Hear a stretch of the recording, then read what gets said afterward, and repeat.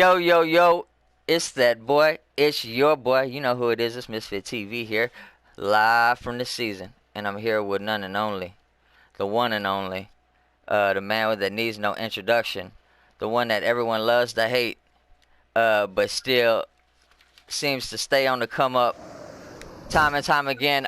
It's your boy Doddy in here. Doddy, speak to the Yeah, people one time. what's good, everybody? Y'all know the vibes. Everything tree sheet. Day. Yes, What's sir. going on, my dude? Good, good, feeling good, feeling good, feeling great. For those of y'all who don't know who Dottie is, most of y'all do, but for those of y'all who don't know, Dottie is a amateur esports owner, a brand owner as well. You know what I'm saying? Just out here trying to push it out here in this gaming scene in this content world. He's been doing it for a while. I personally have been linked up with him for probably the past 3 years. I guess we've known each Fact. other. We've been cool. Um, Most of y'all know that when I advertised this episode yesterday on social media, I was saying it's my arch nemesis, my enemy, da da da, because there's a lot of controversy over the years that's come about from, from the time then when we used to work together and we split off and went separate ways and different things like that. People always thought that we were at each other's throats and shit like that, but uh I would say for the most part, I think that most people were fooled. You know what I mean? Because uh, we always remained cool. We always stayed talking, even through the time when I was pushing Project Ace, you was pushing Fuego. We was always, you know what I'm saying, chit chatting back and Fact, forth. bro. You know what I mean? Man, like we always like you my mans and all that, but we always had little like friendly rivalry. You feel what I'm saying? A little competition. Ain't nothing wrong For with real. that. As That's long as you don't get natural. distracted, everybody got to eat. Hell yeah, bro. I mean, we're in a game where, fuck, we were trying to make something out of nothing. So, everybody's competition at the end of the day. You know what I Yeah. mean? But to take it back to the beginning a little bit, man. For those of y'all who don't know Dottie, man, on a personal level, or know where Dottie really come from or his background and how he got into the game, man, this is just kind of like a segment I want to do when over here on Misfit TV with people that I know that have been in the game and that have done it successfully or have seen people do it successfully or have constructed things that have helped people become successful in this game. Because when it comes to trying to be a content creator, a streamer, a competitive gamer, YouTuber, whatever it may be, there are certain rules and guidelines that you need to follow. And you don't just learn those things overnight, man. You got to study those things. You got to be involved in it. And, like I said, I've grinded side by side with Dottie for years. So I know for a fact he knows the ins and outs of that. One of which he runs a successful org himself. He's been doing so for a while, and I can tell you it's a lot of work doing it by yourself. Jeez. I definitely applaud you for that, my man's for sure. Appreciate So you. now that they know that, let's start from the beginning, man. Where'd you grow up at, bro? And how was your upbringing, man? Me, I'm originally from New York. Everyone who knows me knows that. Born in Brooklyn. Spent about 14 years in Queens, and I moved to Long Island. Upbringing, you feel what I'm saying? Like, I'm not gonna give you a lifetime movie and nothing like that, though, but things wasn't peachy, bro. You feel what I'm saying? Like, I'm from the mud, bro. Like, a lot of dudes talk that game, oh, I'm from the hood, blah, blah, blah, blah, but, like, that's where I'm really from, G's. Facts. But yeah, no, man, it was cool, bro. You feel me? For the most part, I mean, like things wasn't perfect, but like that's life, bro. You feel me? It made me the person I am today, bro. I'm a go-getter, hustler, all that, bro. Definitely, definitely, you definitely are that. That's one thing I did. Real recognize real. I always say that's not just some corny saying. And you definitely can recognize somebody that gets up and gets after it. So that's something that I kind of always respected from you from the get go. Um, but I guess you was out there kind of getting into trouble or whatnot. It's safe to say, you know what I'm saying. You might have been a hard head growing up. Would you say that video games kind of like helped you stay out of trouble when you was a kid growing up? So at the time, like I guess so. You know how it was when we was kids, bro. Video games weren't that big. Like everyone played video games, but we didn't have a major platform as the kids do have today. Like that's a whole different topic. But to answer your question, like yeah, I liked video games, and when I Yeah. wasn't getting in trouble, I was playing video games. Big facts. Yeah, it's a big thing to think. Like when we were coming up, you know what I mean? Games were very basic. You couldn't get online and play with a community of people, you know what I mean? Gotta be Uh, right there with you, but bro. you know what I'm saying? I can't say this. When I was a kid, if I wasn't playing the video game, then I was outside. If I wasn't outside, then I was on the video game. So Facts. you know, I know a lot of people out there try to hate on video games and say that, oh, it's the cause of laziness or it's the cause of, you know, social anxiety, depression, all this other type of things, man. That really, you know, it really depends upon the person, you know what I mean? And I know for a Facts. fact that, you know, gaming definitely can't keep people out of the shit. So, I think we were both living witnesses to that. But, you know, when did you start getting like real serious with it though, as far as like getting into like the whole content and you know Huh? being a part of like a Discord team and all that? Like, where did all that start for you? Like, take me from the beginning. I want to say, well, we've known each other for 3 years, so I'm gonna say about 4 years ago. Mhm. Like I said, I always play video games. Like I said, when I was younger, it was different. But as the times changed, like yeah, I was online playing Xbox, playing COD, but I still wasn't part of no community. Yeah. I found out about communities about 4 years ago, bro, and that's when on Facebook actually, that's what was it called? Saints Without Mercy. It was like the first team I ever seen like Yeah. that I could talk to. Like I knew about esports teams, but like from where I'm from, like you would never think like okay, I could be part of that. You feel me? Like Absolutely.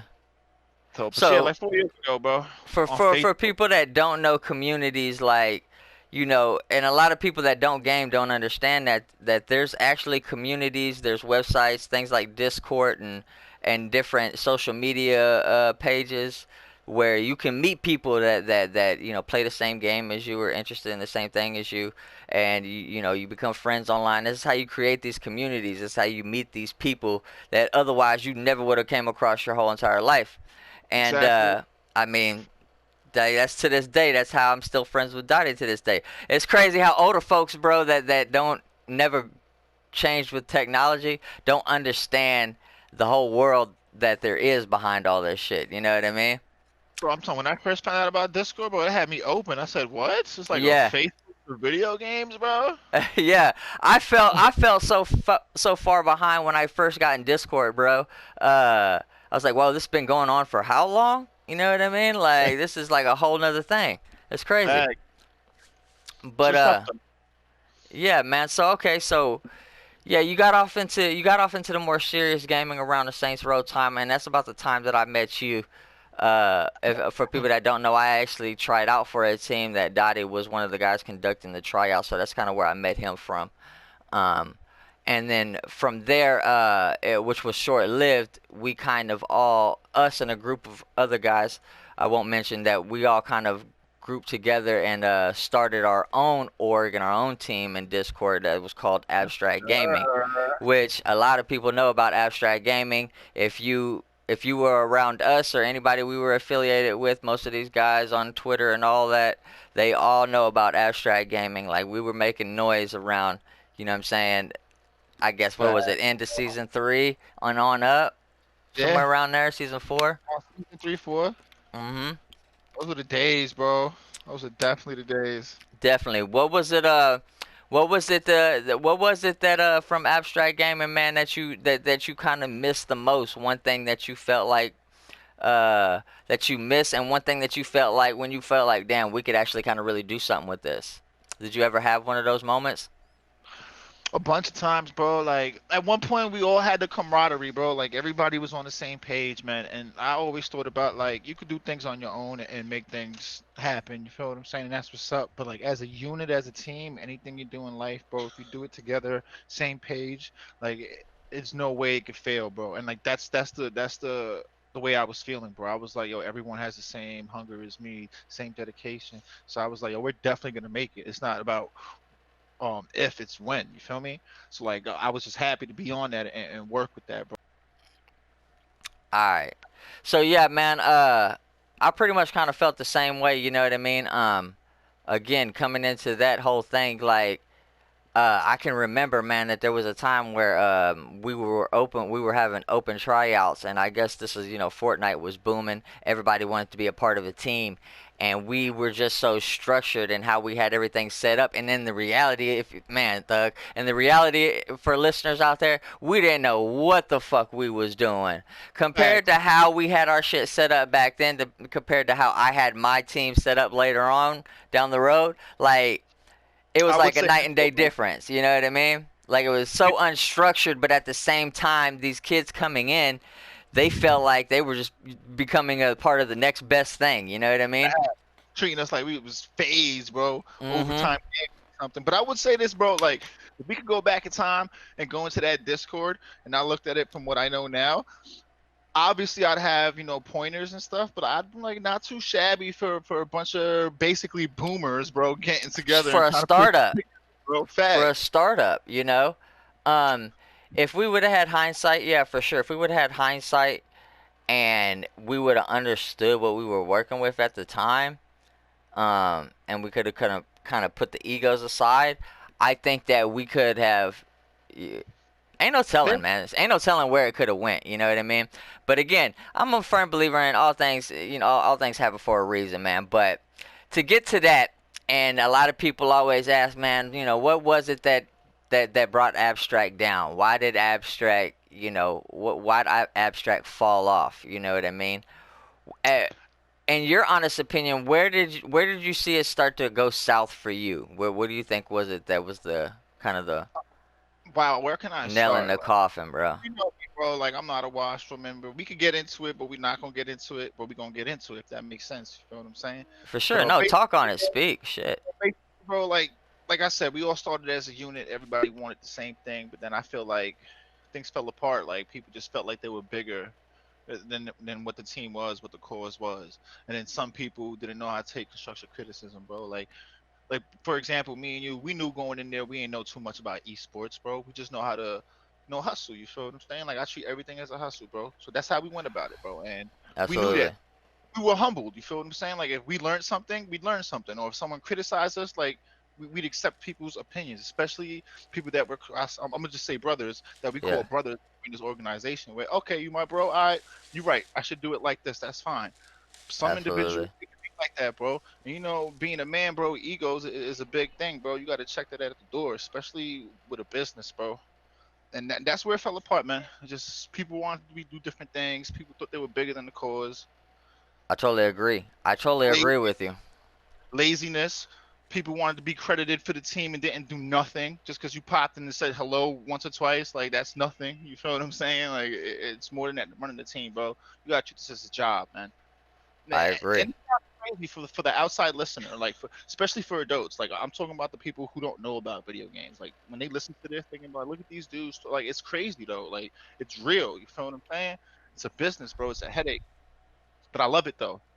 Absolutely. Hey, yeah. I mean, the people don't understand that. I'm the same way. You people will be like, "Oh, I'll walk away from it, or I'll step away from it, or I'm here, I'm there, I'm iffy with it." It's people can't understand that the stress and stuff that this comes with, but how much you love it. It's hard to get away from it.